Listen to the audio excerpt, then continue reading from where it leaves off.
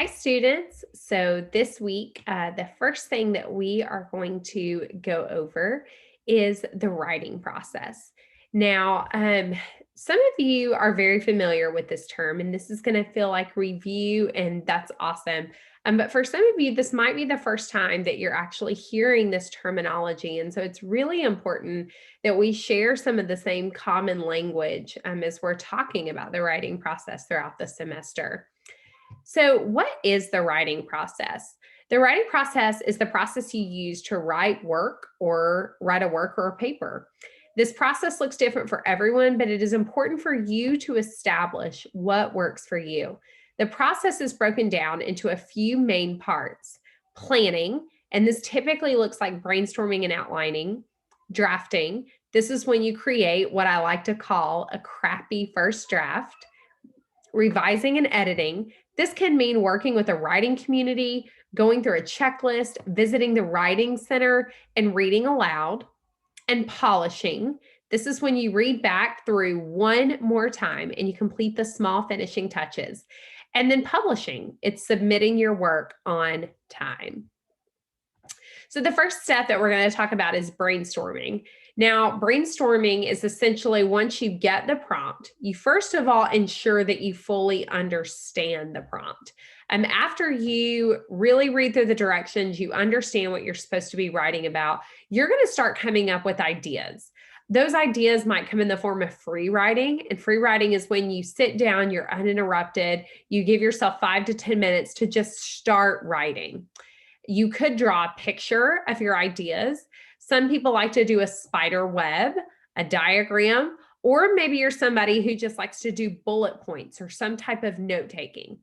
The important thing is that you explore every single idea. Explore the good ideas, the bad ideas, and all of your in between ideas. A lot of times, what students think might be a bad idea, once they start getting things down on paper, they realize that they could explore that further and that it might actually be something worth looking into. The other part of planning is outlining. Now, for the purposes of this course, I will typically give you a document to go by, a certain layout that allows you to plan out your essay.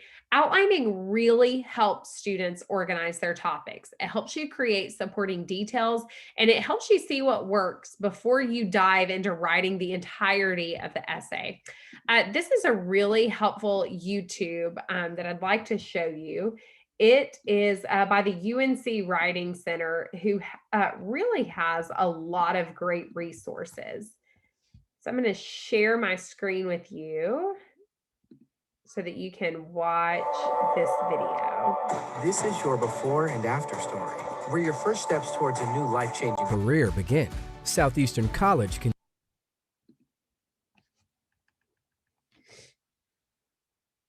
For many people, making an outline is an important part of the writing process. Outlines can help you to see the big picture of your paper and to decide how to arrange your ideas. Let's imagine you are working on a paper that has asked you to advertise an advertising campaign.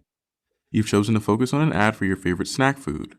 You've researched your topic and brainstormed plenty of ideas, but you aren't sure how to organize them. So you decide to try making an outline as a way of exploring your options. When you are just getting started, here are some questions you might ask yourself. Do some of the ideas naturally cluster together? How many clusters are there? Which ideas are more important or general? Which ones are more like supporting details? What order should the ideas be in? What order would be best? Once you have answered these questions, you are ready to draft an outline. Try putting the biggest ideas at the top level and the details below them. As you look at your outline now, are there parts that don't seem to fit? Are you repeating yourself? If so, is that helpful, or is it not? Do you have enough details to support each of your main ideas? Is anything missing?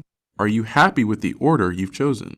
Or do you want to rearrange some things? Outlines don't have to look just like this. There are many ways to represent relationships between ideas. Your outline could take the form of a map, or a timeline, or a flowchart.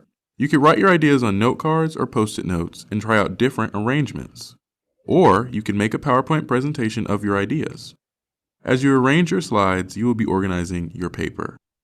Try some of the different kinds of outlines and see what works best for you and your current writing project.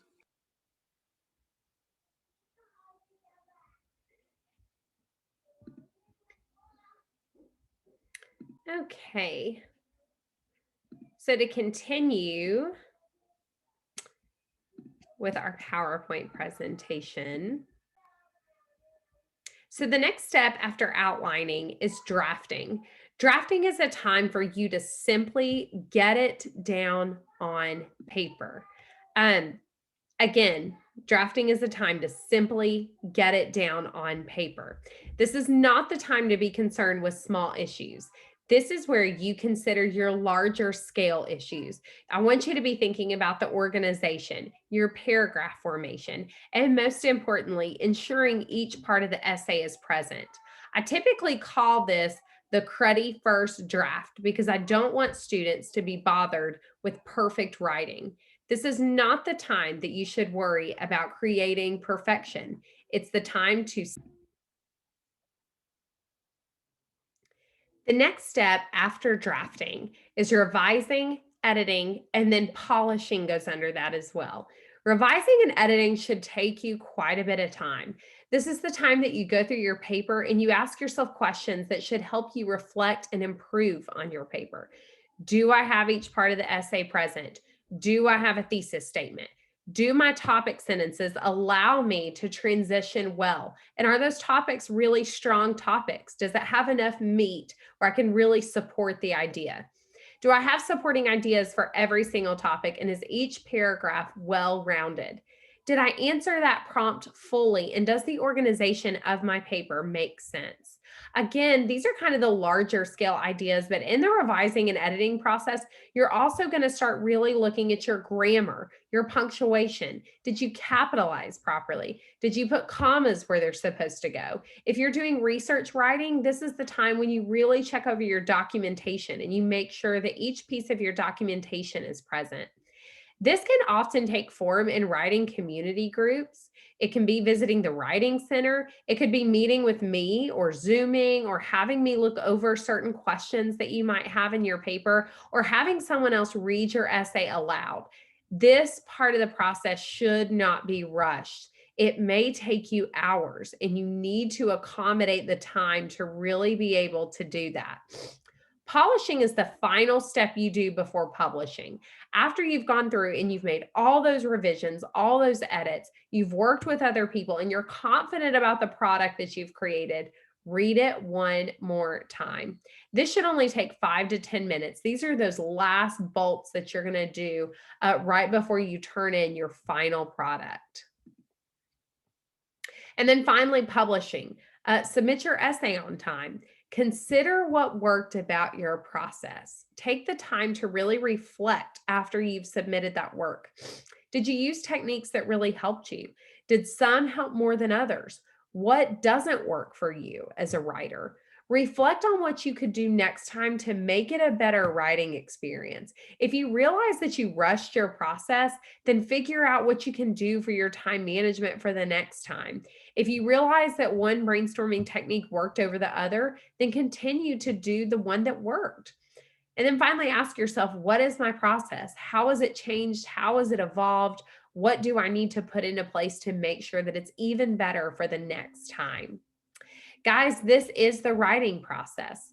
I will link this YouTube as well as this PowerPoint presentation so that you can refer back to it throughout the semester. If you have any questions about the writing process or if you need any tips on different parts of your process that you want to change, please don't hesitate to reach out to me.